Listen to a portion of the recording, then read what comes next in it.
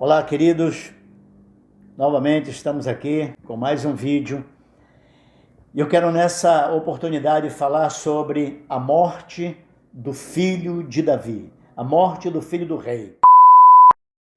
O que acontece é que Absalão, ele está com muita dificuldade, muitas lutas, e ele resolve, aconselhado pelos seus jovens conselheiros, a tomar o lugar do pai dele.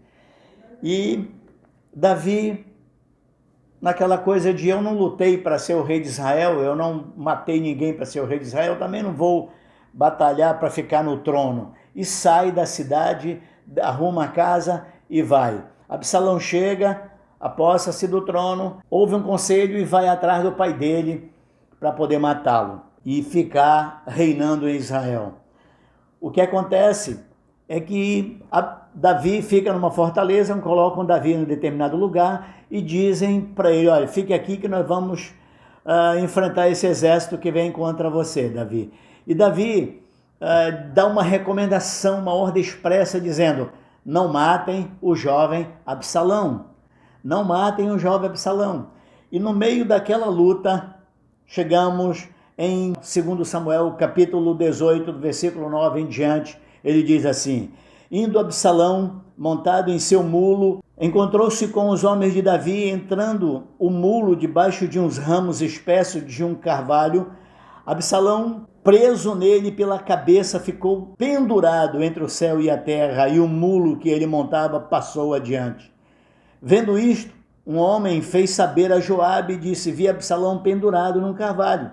Então disse Joabe ao homem que fizera saber, viste-o, por que logo não feriste ali, derrubando por terra? E forçoso me seria dar-te 10 moedas de prata e um cinto. Disse, porém, o homem a Joabe, ainda que me pesasse nas mãos 1000 moedas de prata, não estenderia a mão contra o filho do rei, pois bem ouvimos que o rei deu ordem a ti e a Abissai e a Itai, dizendo, guardai-me o jovem Absalão. Se eu tivesse procedido traiçoeiramente contra a vida dele, nada disso se esconderia ao rei e tu mesmo te oporias. Então disse Joabe, não devo perder tempo assim contigo. Tomou 3 dardos e traspassou com eles o coração de Absalão, estando ele ainda vivo no meio do carvalho. Cercaram-no 10 jovens que levavam as armas de Joabe e feriram Absalão e o mataram.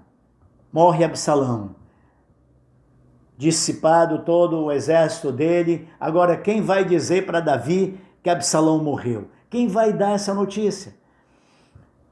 Versículo 19, ele diz assim, Ahimaás, filho de Zadok, deixa-me correr e dar a notícia ao rei de que já o Senhor o vingou do poder de seus inimigos.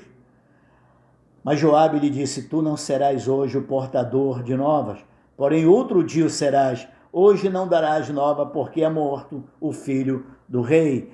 Então Ahimaás era o portador oficial da notícia, ele era o mensageiro oficial do exército de Israel. E ele não queria que Ahimaás fosse. E ele diz assim, no versículo 21, disse Joabe ao etíope, vai tu e dize ao rei o que viste. Inclinou-se a Joabe e correu. Prosseguiu Ahimaás, filho de Zadok, e disse a Joabe, seja o que for, deixa-me também correr após o etíope. Disse Joabe, para que agora correrias tu, meu filho, pois não terás recompensa das novas? Seja o que for, tornou Ahimaás, correrei. Então Joabe lhe disse, corre. Ahimaás correu pelo caminho da planície e passou o etíope. Davi estava sentado à entrada das 2 portas, subiu a sentinela ao terraço da porta sobre o muro, levantando os olhos, viu que um homem chegava correndo só. Gritou, pois, a sentinela e disse o rei. O rei respondeu, se vem só, traz boas notícias, e vem andando e chegando. A razão por que se vem só, traz boa notícia, é porque o exército não estava atrás, não vinha uma porção de gente correndo, ou seja, vencemos, e vem só o mensageiro dizer que nós vencemos.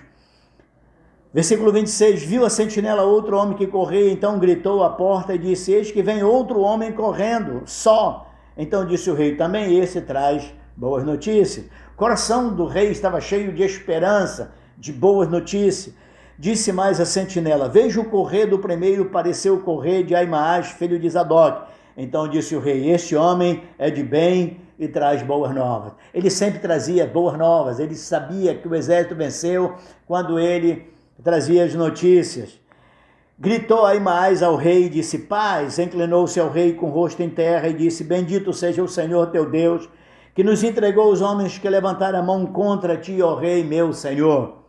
Então perguntou o rei, vai bem o jovem Absalão? Respondeu Aimaas, vi um grande alvoroço quando Joabe mandou o teu servo, ó rei, porém não sei o que era.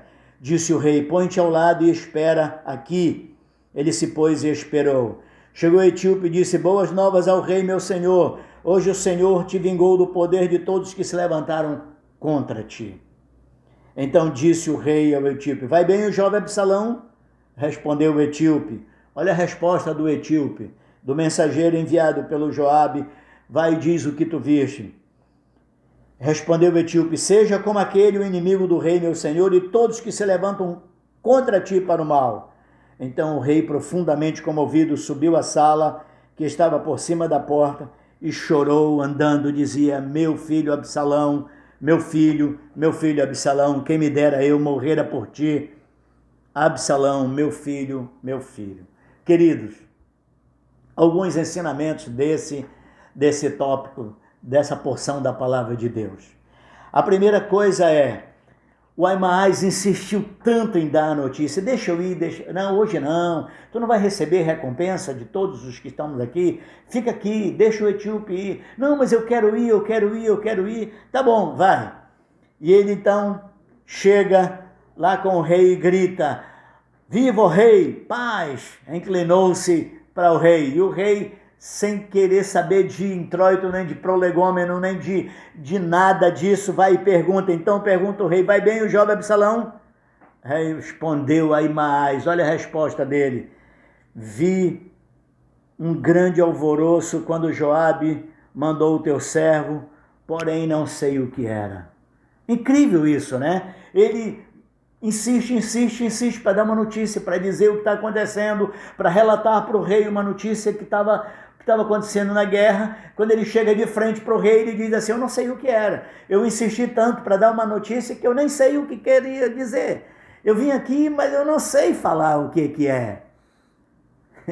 Queridos, é incrível isso, porque a igreja vive isso. Um monte de gente que não sabe repartir sua fé, que não sabe dizer o que está acontecendo, o que aconteceu, qual é a mensagem do reino, qual é a mensagem do reino de Deus. Tem um monte de mensagem, mas que ele não sabe o que está acontecendo na igreja, não sabe o que Jesus fez na vida deles, e não sabe nada. Jesus disse, vocês vão ser minhas testemunhas quando descer sobre vocês o Espírito Santo, e recebereis o poder de Deus. Em Atos capítulo 1, versículo 8, mas recebereis poder ao descer sobre vós o Espírito Santo. Esse poder é dunamis, poder de explosão. E a ênfase desse texto de Atos capítulo 1, versos 8 é testemunhar. Testemunhar. E é interessante porque se nós não tivermos cheio do Espírito Santo, não podemos testemunhar. Quantas vezes Jesus curou, fez coisas e disse coisas, e ele sempre dizia no final, não contem para ninguém, não fale isso para ninguém. Por quê? Porque o Espírito Santo não havia sido dado.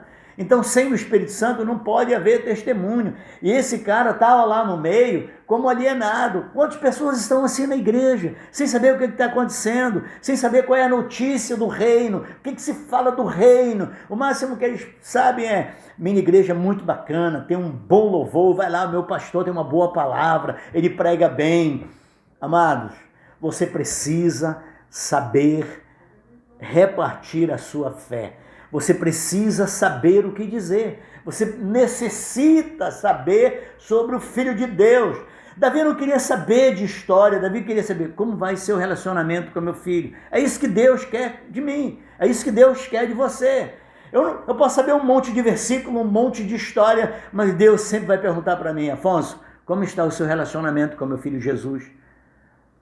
Eu não quero saber de conversa bonita, eu não quero saber de introito, eu não quero saber dos prolegômenos, eu não quero saber de R e S. Tem incrédulos, tem pessoas incrédulas sendo professores da ciência da religião. Tem pessoas que são teólogos sem crer em Jesus Cristo como Filho de Deus, como Senhor da sua vida, sem ter experiência com o Salvador, ministrando palavras.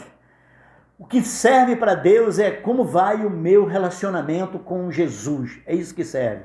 E ele diz, não sei o que era. E Davi diz para ele, fica de lado aí.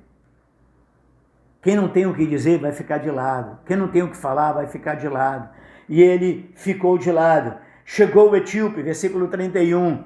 E ele diz a mesma saudação. Disse o etíope, boas novas ao rei meu senhor. Hoje o Senhor te livrou Vai bem o jovem Absalão? Ele pergunta para o etíope, versículo 32. Então disse o rei ao etíope, vai bem o jovem Absalão? Olha a mensagem do Absalão em relação a mensagem do etíope em relação ao jovem Absalão. Ele diz, seja como aqueles inimigos do rei meu senhor e todos que se levantam contra o mal.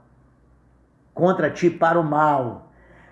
Por que Davi começa a chorar? Porque Davi tinha uma promessa de Deus. Todo aquele que se levantar contra ti para o mal vai morrer. Vai cair por terra. Essa é a promessa da igreja. Eu não preciso me vingar, eu não preciso odiar ninguém, eu não preciso ter raiva de ninguém, eu não preciso me indispor com ninguém. Deus vai cuidar disso. Minha função é repartir a minha fé. Minha função é amar aquelas pessoas. Minha função é representar o Rei, meu Senhor. Ou seja, Senhor do amor. Jesus, a maior característica de Jesus é o amor. Se eu não amo, como posso ser representante do reino? E ele diz isso e o rei começa a chorar.